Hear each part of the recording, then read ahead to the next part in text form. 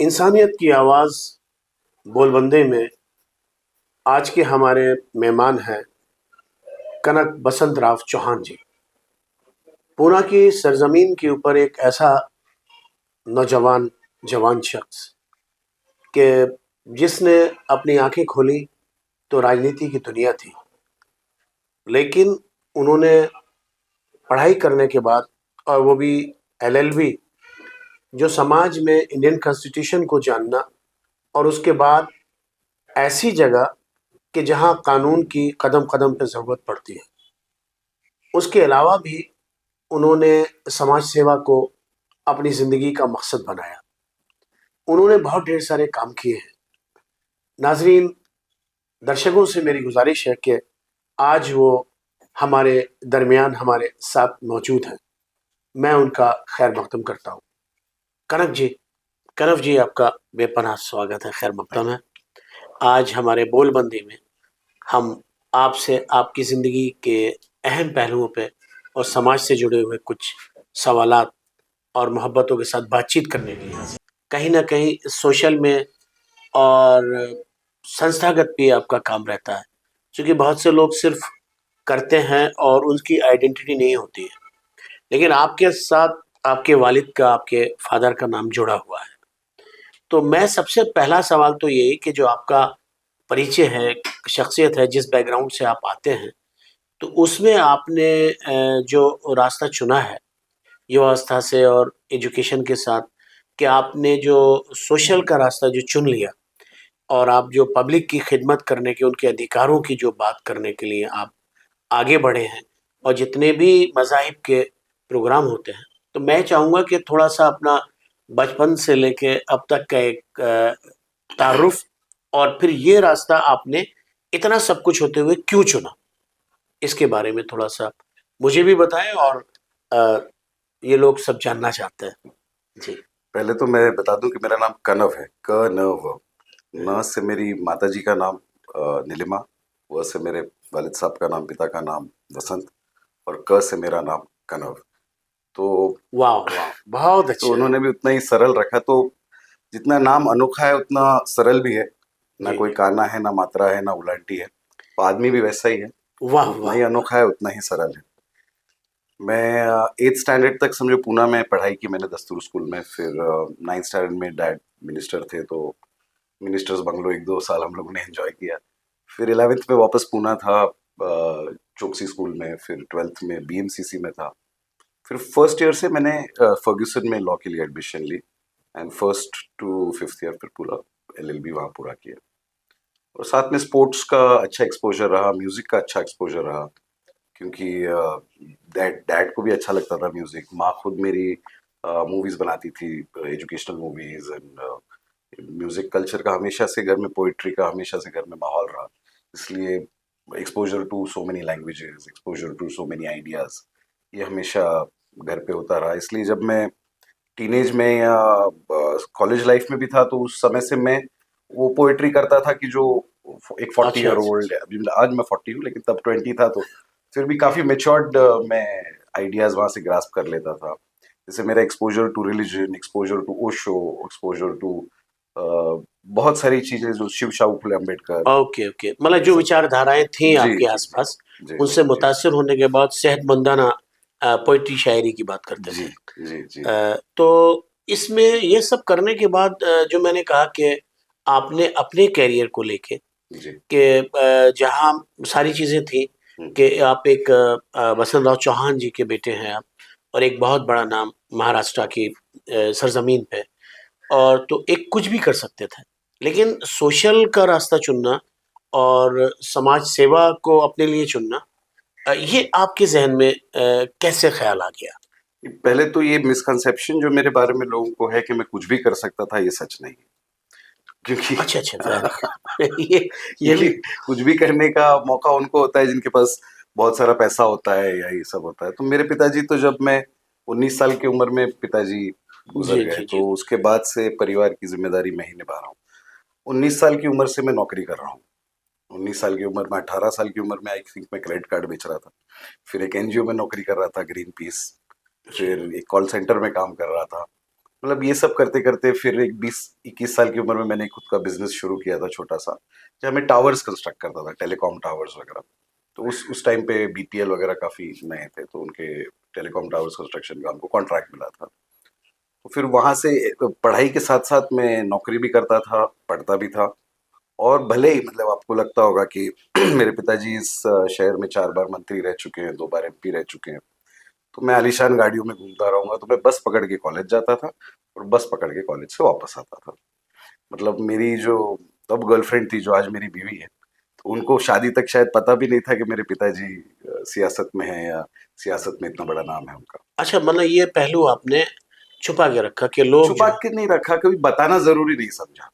Okay, वो उसके पीछे क्या मकसद रहा कि आपकी अपनी शख्सियत जो है वो ढक ना जाए, मैं भी अपने बेस पे ही अपने आप को पहचानवा नहीं, सकूं। अपनी शख्सियत के लेके मैं इतना कभी सीरियस रहा नहीं, अच्छा। बट सादगी को लेके हमेशा थोड़ा सीरियस रहा हूँ। Very good. तो मतलब जैसे सादगी ये एक। रहा कि सादगी जो एक हिमिनल जो मेरे अंदर जो चीज है, जी। तो इसमें बहुत ज्यादा वो नहीं कि लोगों को जैसे होता है कि हाँ। अगर कोई भी पीढ़ी में निकल गया, 4 पीढ़ी भी अगर गुजर गई है, हाँ। तो पता चला वो अपने गले में टैग डाल के घूम रहे हैं। हाँ। ओहो। तो तो हमको ये तो अलाउड ही नहीं था, मतलब कभी पुलिस वाला पकड़ ले आज कोई, तो घर पे फोन कर देते हैं कि मेरा बाप मंत्री है, कॉर्पोरेटर है, फलना। मैंने कभी नहीं किया। अगर कभी करता तो घर से बाहर हो जाता। पहली गाड़ी मैंने खुद के ईएमआई पे ली, खुद के पैसे से। Okay okay. पहला घर मैंने खुद के पैसे से, खुद के ईएमआई पे लिया। खुद पहला बिजनेस भी थोड़ा बहुत माँ ने मदद की, फिर बाकी सब खुद के इस पे किया। अच्छा, वेरी गुड। तो कहीं ना कहीं इसमें एक बात ये पता चलती है कि आपकी तालीम और आपको जो संस्कार दिए गए, जी। वो ये दिए गए कि आपको अपने खुद के लिए हाँ। खुद जद्दोजहद करना है जी। और खुद आगे बढ़ना है। हाँ, जैसे अभी मेरे फादर को बहुत लोग पूछते, जैसे मेरे फादर के दूसरे मित्र जो थे, मिनिस्टर थे, कोई एमएलए थे, बंगलो है, फार्म हाउस है, फलाना ढिमका। तो लोग पूछते थे कि क्यों नहीं है आपके पास, तो मेरे पिताजी कहते थे कि मेरा बेटा अपाहिज नहीं है, कुछ ना कुछ क्या तो कर ही बात लेगा। है, वाह। तो वो भरोसा माँ बाप को भी मुझ पर था और मुझे भी खुद पर है कि मैं कुछ ना कुछ तो कर ही लूंगा। अच्छा, नहीं, इसके तो दो अर्थ भी निकाले जा सकते हैं। जी। एक तो कहीं ना कहीं आपके फादर श्री बसंत राव जी ये समझते थे कि मेरा बेटा अपाहिज नहीं है, या कहीं ना कहीं हम बहुत सी चीजें सिक्योर करके छोड़ के जाते हैं, हाँ। तो हम अपने बच्चों को खुद जहनी अपाहिज बना जी। जाते हैं, जी। क्योंकि वो डिपेंडेबल होने के बाद उनके अंदर की जो स्किल्स हैं हाँ। वो कहीं ना कहीं किल हो जाते हैं, मर जी। जाते हैं। क्योंकि पीड़ा जो है, मतलब दुख जो है, वो सबसे बड़ा टीचर है आपका। जो आपका दुख, आपका बहुत स्ट्रगल जो बड़ा है, है, वो आपको जीना सिखा वो देता है। जीना सिखा देता है। ओके, और आप और जब। रास्ते कैसे निकलना है हाँ, वो वो ये भी सिखा। बताता है। यस। बहुत अच्छा करण जी आपने ये बताया, लेकिन ये इसमें जो आपने एक युवा मंच जो बनाया, जी। कनक बसंत राव चौहान जी। जी युवा मंच, जी। इसकी स्थापना के पीछे आपका क्या? इसकी स्थापना, मैं खुद इसके बोर्ड पे हूँ नहीं, मतलब अच्छा मेरे अच्छा। बाकी दोस्त भाई सब इसके बोर्ड पे हैं। तो वो लोग ये चलाते हैं और इस पे हम लोग अलग अलग किस्म की सोशल एक्टिविटीज लेते रहते हैं। अच्छा तो देखिए, अब क्या हुआ कि करीब 2 साल पहले मैं पॉलिटिक्स में आया, और इलेक्शंस आ रहे थे। पहले लोकसभा आई, फिर विधानसभा आई, फिर अभी नगर पालिका आई। तो सब लोग को लगा कि एक इलेक्टोरल अपना कुछ आउटरीच होना चाहिए। तो अलग अलग प्रोग्राम्स लोग सोच रहे थे। कोई बोल रहा है कि नवरात्रि का प्रोग्राम ले लो, कोई बोल रहा है ईद ए मिलाद का स्पीकर वीकर लगा दो। तो बोले यार, इतना अगर मेरा पैसा खर्च हो रहा है, मेरी मेहनत और मेरी क्या बोलते हैं एनर्जी खर्च हो रही है उसमें, तो किसी का तो फायदा होना चाहिए। बहुत नहीं तो 10 पैसे का तो फायदा होना चाहिए। तो हम लोग घर घर जाके, गलियां गलियां जाके ई सेवा के कैंप्स लगा रहे हैं, लोगों के डॉक्यूमेंट्स ठीक कर रहे हैं। आरोग्य सेवा के कैंप्स लगा रहे हैं, लोगों की हेल्थ ठीक करने की कोशिश कर रहे हैं। और अलग अलग किस्म के अवेयरनेस प्रोग्राम्स वगैरह हम लोग युवा मंच के थ्रू चलाते रहते हैं। बाकी मेरा और एक संस्था है, युग फाउंडेशन करके, जो यूएन जी हाँ, रिकग्नाइज्ड, जी जी जी। यूएन रिकग्नाइज्ड एनजीओ है आज, वहाँ पे हम लोग सैनिटरी नैपकिन डिस्ट्रीब्यूशन का मेजरली काम करते हैं, बच्चों हाँ, का एजुकेशन का। ये कब से कर रहे हैं आप? ये ये। पैडमैन आई तब से कर रहे हैं या उससे नहीं नहीं, पहले से? पैडमैन आई थी 2018 में, 19 यस में अभी यस जो। यस। हम लोग 2017 में हमारा पहला ये था, इवेंट था, नवंबर में, 11 नवंबर ऑफ 2017। अच्छा, ये बड़ी बात है, चूंकि यू आर ऑलरेडी मेल। तो हाँ। ये दर्द और ये चीज आपके जहन में कहाँ से आई कि ये जो एक बहुत बड़ी चीज है, जी। जो अगर मिडिल लोअर क्लास के लोग, बच्चे जो हैं, जो जी। हाइजीनिक पॉइंट ऑफ व्यू से बीमार हो जाते हैं और दूसरे टाइप के कपड़े यूज करते हैं, जी। और बहुत ज्यादा प्रॉब्लम, शर्मिंदगी होती है, जी। तो ये ख्याल जो एक बहुत बड़ा ख्याल है, जी और पैटमैन से पहले का ख्याल, जी क्योंकि ये आपके जहन में आया तो जो, और ये बहुत बड़ा काम है, तो ये कैसे आपके अंदर पनपा जी। और जो आप कर पा रहे हो, कौन सा एरिया आपने फोकस किया, कितने स्कूल, या आप भी चल चल रहा है ये सिलसिला, इसके बारे में थोड़ा सा तो बताना है हमें। अभी जो पिताजी का एक ट्रस्ट था विद्यार्थी सेवा संघ करके, जो अभी भी चल रहा है। करीब 60 साल हो गए उस ट्रस्ट को हम लोग चला रहे हैं। ओके तो ओके। वहाँ पे हर साल हम करीब 1000 बच्चों को बुला के उनके स्कॉलरशिप्स देते हैं, उनको प्रोत्साहन देते हैं और मार्गदर्शन देते हैं कहाँ क्या क्या करना है। और उसके साथ में मुझे लगा कि मैं और भी कुछ कर सकता हूँ। I have more potential to do more things. तो इसलिए मैंने और कुछ मेरे टीम के लोग थे, गोपी, विकास, ये गोपी यहाँ बैठा हुआ है, कुणाल, प्रतीक्षा, और भी कुछ कुछ हम लोग सब लोग थे। तो राहुल बाल गोहिरे, मयूर चौहान, दुष्यंत चौहान, ऐसे हम लोग 15-20 लड़के थे यंग, जी जो ऑलरेडी इस विद्यार्थी सेवा संघ से अटैच थे, लेकिन वी वांटेड टू ग्रो, है ना, क्योंकि हम लोग उसमें सेकेंड जनरेशन थे ऑलरेडी, और हर सेकेंड जनरेशन चाहती है कि कुछ नहीं तो काम बढ़ाए तो सके। तो हमने एक इवेंट सोचा कि यार क्या करना चाहिए हमको। तो हमने सबसे पहला अप्रोच किया ब्लाइंड स्कूल फॉर गर्ल्स को, कोथरूड में जो एक स्कूल है, blind school for girls. Okay okay. फिर उनको अप्रोच किया, उनको पूछा आपको क्या चाहिए, हमको बताइए, बुक्स चाहिए, बैग्स चाहिए, स्टेशनरी, और क्या चाहिए। तो उन्होंने बोला नहीं, हमको सैनिटरी नैपकिन्स चाहिए। तो ओहो। वहां हमने पहली बार उन लड़कियों को सैनिटरी नैपकिन्स दी, लेकिन देने के बाद जिस दिन वो इवेंट हुआ, हमने उनको गिफ्ट दिया वगैरह, फोटोग्राफ्स, मीडिया, ये वो सब हुआ। उसके बाद जब बच्चों से बात किया तो पता चला कि यूज कैसे करना है, ये हम लोग इनको कैसे सिखाएंगे, क्योंकि वो बच्चे तो अंधे हैं। मतलब डेमो जो है हाँ। उन्हें नहीं दिया जा सकता यस उस टाइप यस। से। और हम लड़के हैं। यस। तो खैर आप सही बोल रहे हो कि लड़कों के लिए या मेल के हाँ लिए जी जी। तो सैनिटरी नैपकिन के बारे में या मेंस्ट्रुअल हाइजीन के बारे में बात करना थोड़ा ऑकवर्ड हो सकता है। बट कोई भी सब्जेक्ट को लेके आप थोड़ा और डीपर जाएंगे ना, तो आप समझेंगे कि विमेन के मैक्सिमम प्रॉब्लम मेल ही सॉल्व कर सकता है, और मेल के मैक्सिमम प्रॉब्लम्स फीमेल ही सॉल्व कर सकती है कि नहीं। तो ये कंपैटिबिलिटी हमारे समाज में हम लोग थोड़ा उसको अलग अलग करके देखते हैं। बट अगर आप में एम्पैथी है, आप में किसी और की प्रॉब्लम सुनने की क्षमता है और उसको सॉल्व करने का प्लान है, तो कोई भी प्रॉब्लम हो दुनिया में आप सॉल्व कर सकते हैं। किया जा सकता है, बिल्कुल जी सही सही फरमा रहे जी। तो खैर वहां से फिर मैं हम लोग ने सैनिटरी स्कूल से हमने फिर क्या किया कि 100 स्कूल्स का सैंपल लिया, ऑल ओवर पूना का, अटेंडेंस का। उसमें हमको पता चला कि लड़कियां जो है वो स्कूल आती हैं और हर महीना 8 दिन एब्सेंट रहती हैं। 7-8 दिन हर लड़की एब्सेंट है हर स्कूल से। तो हमने उसकी फिर रीजन जानने की कोशिश की, तो मालूम पड़ा कि ये जो सैनिटरी नैपकिन्स का शॉर्टेज का प्रॉब्लम है, ये काफी फैला हुआ अच्छा, है। कहीं ना कहीं उनकी इस चीज से एजुकेशन पे भी, जो उनकी, एजुकेशन, यस, जो, एजुकेशन ही हैम्पर हो रहा है हाँ, ना, जो मतलब मेजरली। रेगुलर जो उनका स्पोर्ट्स एक, छूट जा रहा है, या ड्रामा जी, छूट जा रहा है, yes yes cultural yes, activities छूट जी जा रही हैं, जी जी। या स्कूल में बैठी भी हैं तो अनकंफर्टेबली बैठी हुई हैं। अच्छा, और घर पे भी जा रही हैं तो डर रही हैं कि बोले तो कैसे बोले और कैसे ये प्रॉब्लम को सॉल्व करें। तो हमने पहले एक इवेंट लिया शिवरकर स्कूल करके, 2017 में ही वहाँ पहला इवेंट लिया। लड़कियों को हमने डिस्ट्रीब्यूट किया और पहली बार हमने उनको अवेयरनेस दिया उसका, कि वो क्या होता है, कैसे यूज करते हैं, क्यों यूज करते हैं, उसके बायोलॉजी क्या है, उसको क्यों हाइजीनिकली रखना चाहिए। और फिर पेरेंट्स से भी बात की कि अब हम आपकी लड़कियों को सपोर्ट कर रहे हैं, अब आप उनको घर में मत बिठाना, अब रोज स्कूल में भेजना। अभी भी आज हमने 15,000 लड़कियां करीब कर ली हैं इस प्रोसेस में। और हर ओह। पेरेंट से, हर टीचर से हम लोग जा जाके मिलते हैं कि ये प्रॉब्लम्स है आपके बच्चे को, तो भी हम आपको सपोर्ट करने को तैयार है, आपको जो भी किस्म का सपोर्ट चाहिए। फिर जब आप बोलते हो जो भी किस्म का सपोर्ट, तो हर किस्म के प्रॉब्लम्स आते हैं।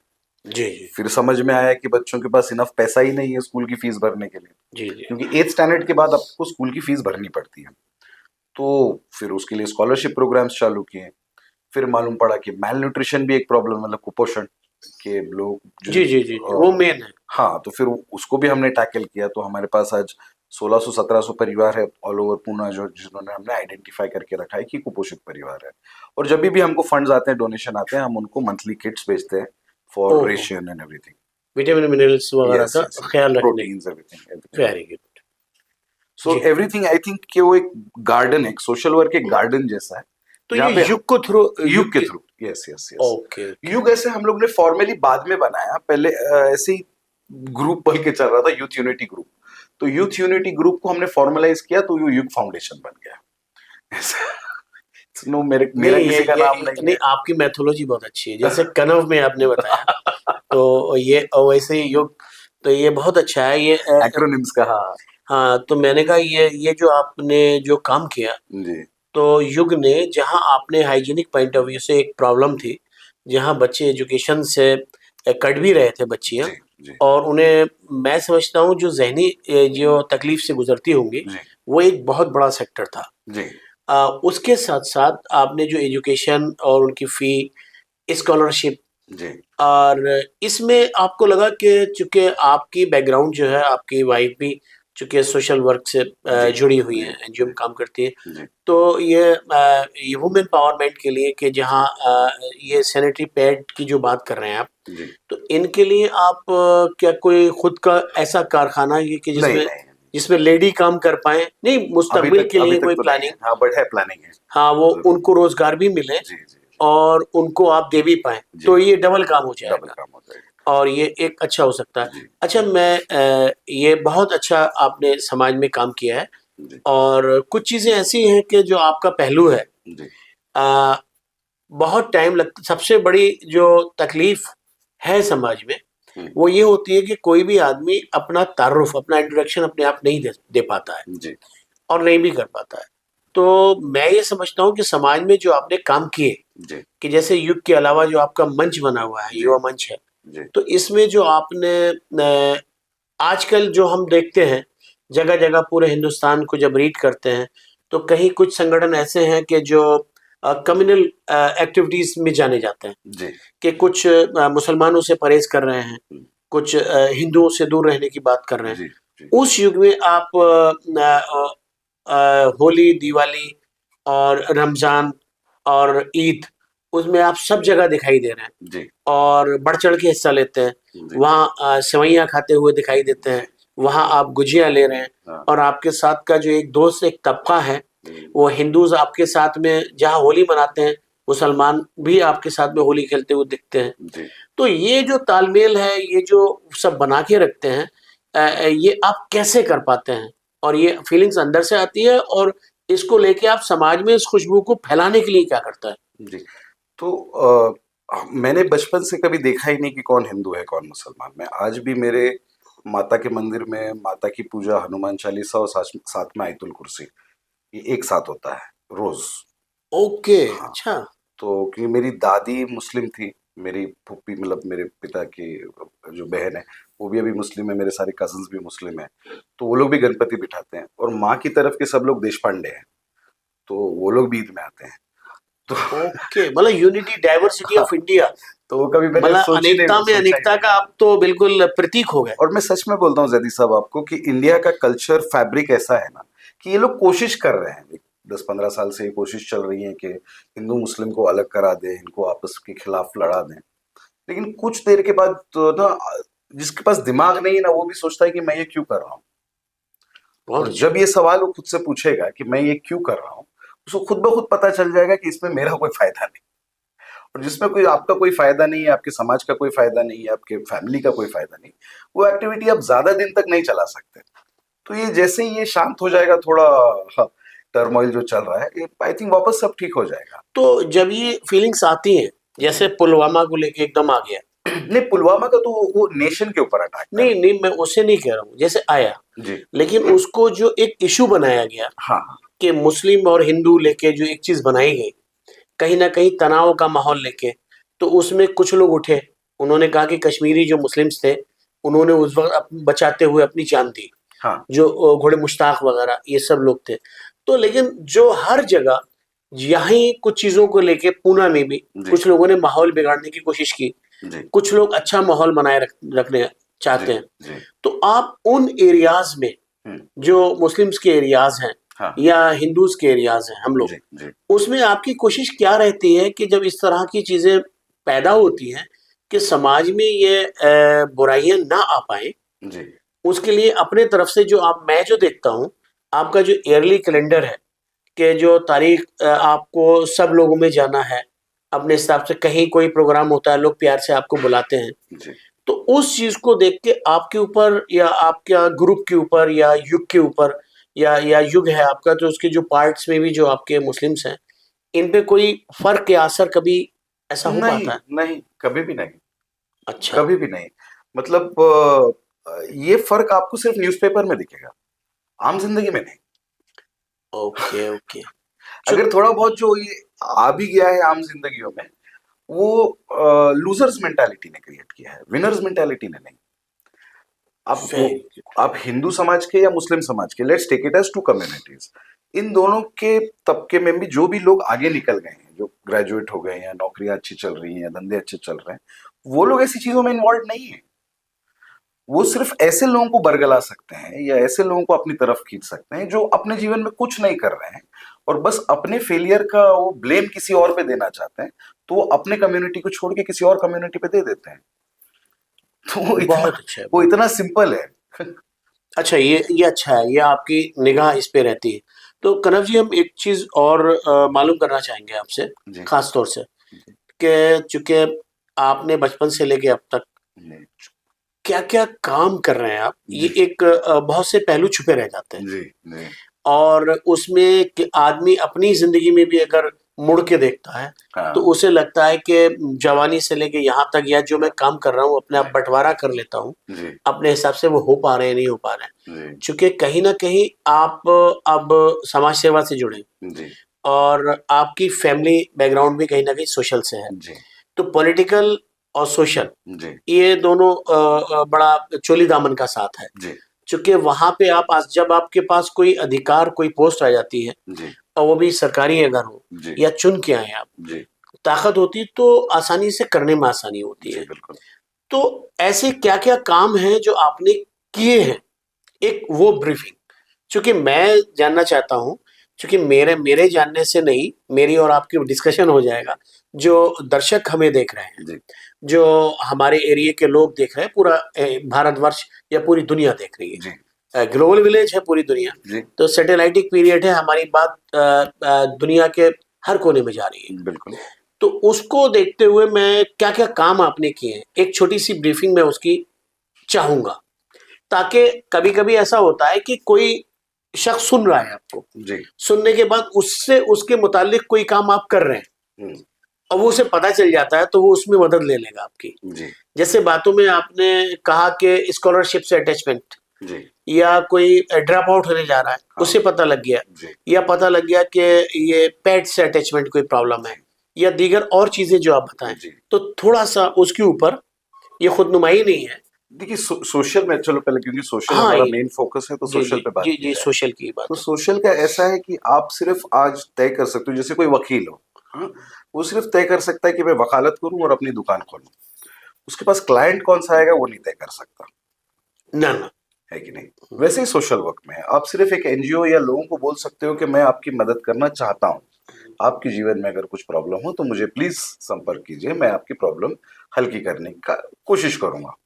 ये आप लोग बोलते रहते हैं, पर उसमें क्या होता है ना, वेरियस फील्ड्स आ गए, अभी एजुकेशन जैसा आ गया। हाँ, हेल्थ एंड एजुकेशन हाँ, वगैरह वगैरह। हेल्थ एक फील्ड आ गया, एजुकेशन आ गया, जैसे लैंड एयर वाटर लॉ जिसको कहा जाता है, वो एक फील्ड आ जैसे गया। आज इसको आयुष्मान कार्ड को लेके, या वो तो दीगर चीजों हाँ, को तो लेके। अभी 3 दिन पे हमारे यहाँ आधार कार्ड का कैंप था, फिर हाँ, वही मैं जानना चाहता हूँ कि हाँ, आप क्या क्या कर रहे हैं, ताकि लोग जो है उसे जान करीब पाए। 6 से 7 हजार डॉक्यूमेंट्स अभी तक मैंने अपने एरिया में ठीक करा दिए, क्योंकि देखिए अभी दुनिया डॉक्यूमेंट्स पे चलती है।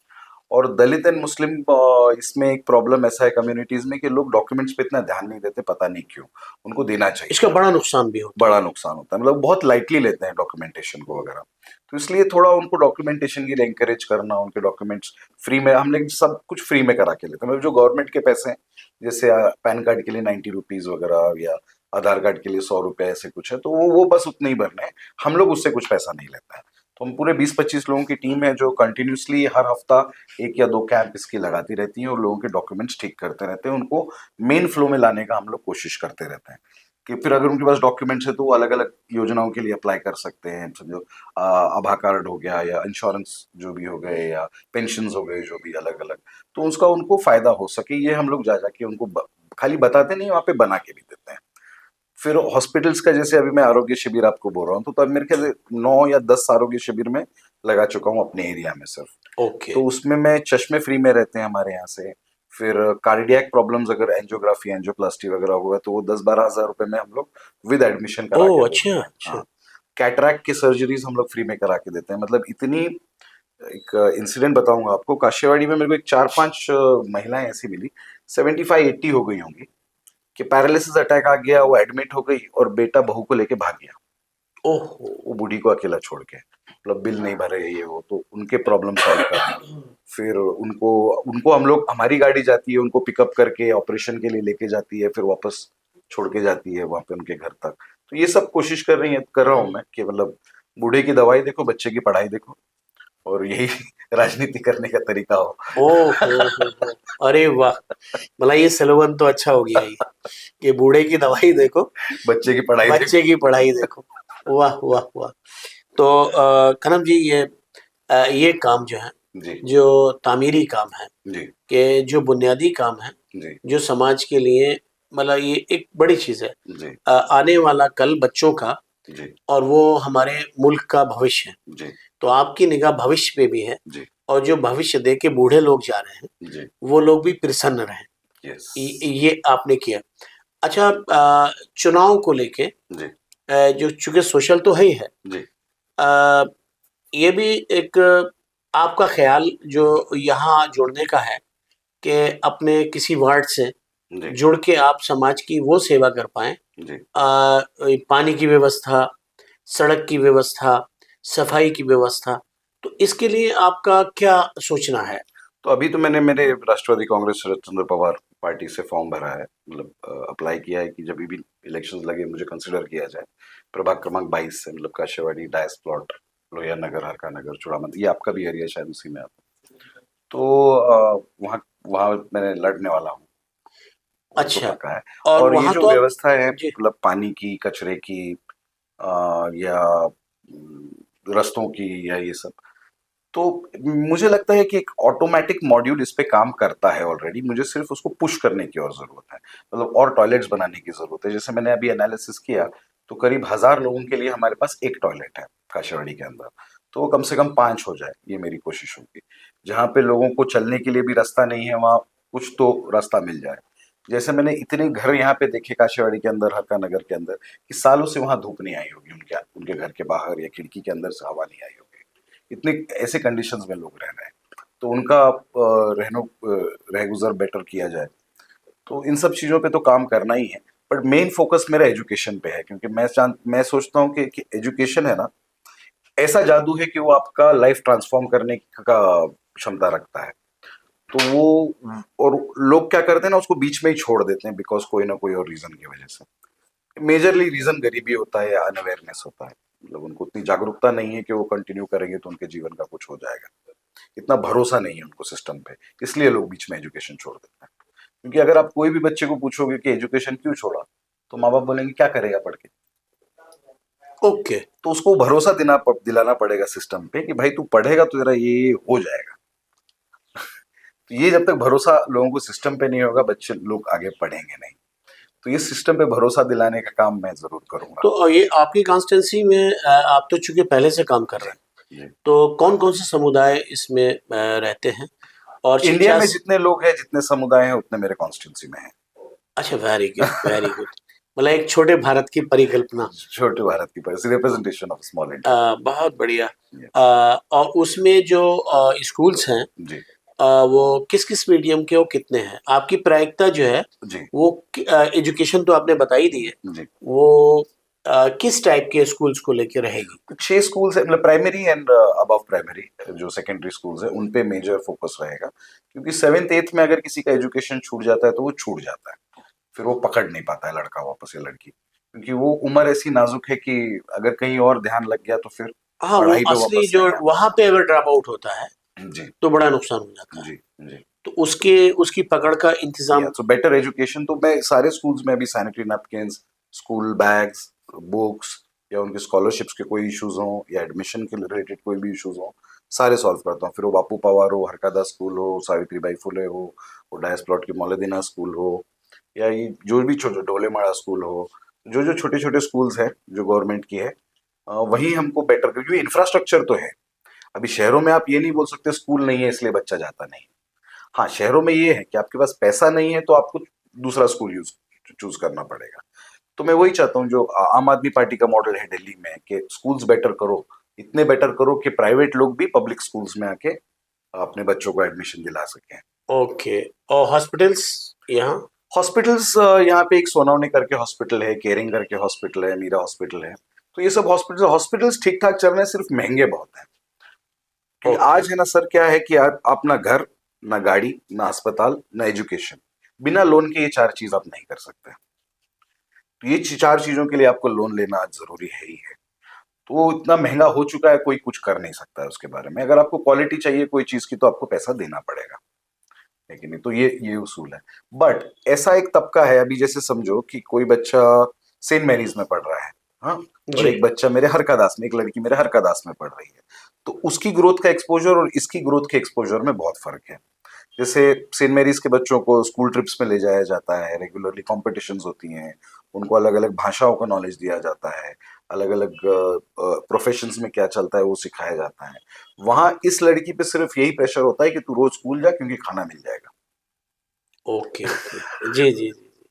तो तो ये हम लोग एक ही कंट्री में ना तीन चार कंट्रीज में रह रहे हैं। एक तबका हमारा अमेरिका में रह रहा है, एक मतलब समझो। नज़रियाती एतबार से हाँ, जो हमारे। हाँ, अभी समझो मेरा आनंद पार्क का एरिया हो या सैल्सबरी पार्क का एरिया हो, वो पूरा अमेरिका में रह रहा है। उनके वहां सब कुछ है, 4 BHK के घर है, नीचे मर्सिडीज है, 3 3 कार पार्क्स है, मस्त आराम से रह रहे हैं। फिर एक छोटा सा यूरोप जैसा मिडिल इनकम ग्रुप वाला मीरा सोसाइटी वगैरह जैसे, गुरु नानक नगर वैसे जैसा तबका है, वाह! कि जो शायद होंडा सिटी है, घर में एक ही है, चार लोग रह रहे हैं, फिर भी ईएमआई पे घर है, लेकिन फिर भी ठीक वेरी ठाक सब चल रहा है। समझो लाख नहीं, मतलब लेकिन पूना में पूरी दुनिया दिखा रहे हैं। वाह, एक वाह! प्रभाग के अंदर। वाह, वाह! जी, जी, एक प्रभाग के अंदर, ये भी बड़ी बात है। एक प्रभाग के अंदर। फिर उसके बाद एक सारे कॉन्टिनेंट। हाँ, सारे कॉन्टिनेंट्स है। जी, जी। फिर एक चाइना जैसा तबका है, जो मेहनत करे जा रहा है, करे जा रहा है, करे जा रहा है, लेकिन उसको इनफ सैलरी नहीं मिल रही है, इनफ पैसा वो घर पे लेके नहीं आ रहा है, अगर 12 18 घंटा दे भी रहा है काम के लिए तो। और फिर एक नाइजीरिया जैसा तबका है, जिसपे मैं काम कर रहा हूँ, अच्छा। जिसको ना नॉलेज है, ना एजुकेशन है, ना ओह! ठीक से एक्सपोजर है, अलग अलग किस चीजों की लत लगी हुई है उनको मतलब उसमें से। इनडायरेक्टली सबसे ज़्यादा जो मेहनत है, जी, वो आपने ये बता दिया कि जिस एरिया में आप हैं, जी, वहाँ कहीं न कहीं जो फैमिली का मुखिया है, जी, वो किसी न किसी लत में लगा हुआ है। हाँ, उसे भी निकालना है, उनको रोज़गार भी दिलाना है, जी, बच्चों की पढ़ाई के लिए भी करना यस, है, तो आपके लिए चुनौती ज़्यादा है।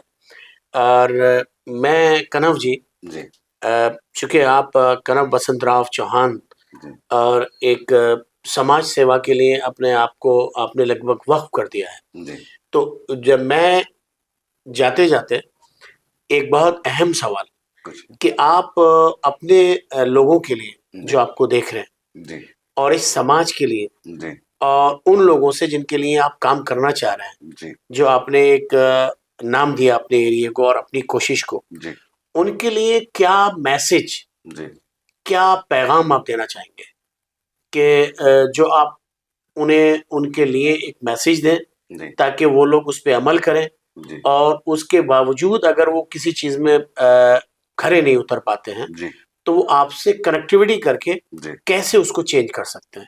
वो एक अहम पैगाम मैं जानना चाहूँगा कि वो आप उसे दें। मैं यही पैगाम सब जगह जाके देता हूँ कि अगर आपकी किसी का भी स्कूल का प्रॉब्लम हो, कॉलेज का एजुकेशन का प्रॉब्लम हो, एम्प्लॉयमेंट का प्रॉब्लम हो, मेडिकल कोई प्रॉब्लम हो, तो प्लीज़ मुझे कांटेक्ट कीजिए, मैं वो ज़रूर करूँगा। पर ये तो चलो आपके प्रॉब्लम एंड प्रॉब्लम सॉल्विंग की बात हो, लेकिन जनरल मैसेज ये देना चाहूँगा कि अभी जैसे सब लोग बोलते हैं कि आप धर्म को बचाओ, धर्म आपको बचाएगा। आप मज़हब को बचाओ, मज़हब आपको बचाएगा। तो मैं इतना मैसेज देना चाहता हूँ कि आप आपका धर्म पाल लो, धर्म अपने आप को बचा लेगा और आपका भी धर्म सफल हो जाएगा। क्या बात है! वाह, वाह! मतलब इनडायरेक्टली और डायरेक्टली कि धर्म आपका पर्सनल एक पर्सनल है, मामला है। वो एग्जीक्यूशन का मामला है, बहुत अच्छा थ्योरी है, का नहीं। बहुत अच्छा है। मतलब आपका धर्म आपके पास है, जी, आप उसे महफ़ूज़ रख सकते हैं। हाँ, तो धर्म तो क्या मतलब होता है, मतलब कर्तव्य होता है किसी का समझो, मान लो आप जिम्मेदारी जो पूरी करते हो तो वो एक धर्म होता है ना। जी, जी। बाकी तो सब धर्म थ्योरेटिक है। जी, जी। मतलब कोई आपको आपके घर में नहीं पूछ रहा है कि आपको कौन से आयत से कौन सी पूजा कर, और मैं कौन से मंत्र से कौन सी पूजा कर रहा हूँ, ये तो कोई नहीं पूछ रहा है। पर आप पब्लिक में कैसे बिहेव कर रहे हो, वो आपका धर्म है। आप आपके पर्सनल लाइफ में आपके बाकी रात को घर पे जाके कुछ भी करो, वो आपका इशू है। लेकिन आप ऑफिस में कैसे बिहेव कर रहे हो, आप स्ट्रीट पे कैसे बिहेव कर रहे बहुत हो, बढ़िया है, आप बहुत फैमिली में बढ़िया। आपके कैसे बिहेव कर रहे हो, दोस्तों के साथ कैसे बिहेव कर रहे हो, तो वो अगर आप सुधार लो तो वो आपका धर्म है। अगर वो धर्म आप सुधार लो तो बाकी धर्म अपनी रक्षा कर लेगा। बस आप आपके कर्म पे ध्यान देते रहो। देखिए, कितनी अच्छी बात बताई कनव जी ने। उन्होंने बताया कि, और मुझे फौरन मेरा ख्याल वहाँ पहुँचा कि पुरुषोत्तम राम, पुरुषों में सबसे उत्तम, और मकारिमुल अखलाक की तालीम के लिए अल्लाह ने कुरान मजीद में कहा कि मोहम्मद जो है खुल्क़ अज़ीम, पुरुषोत्तम है।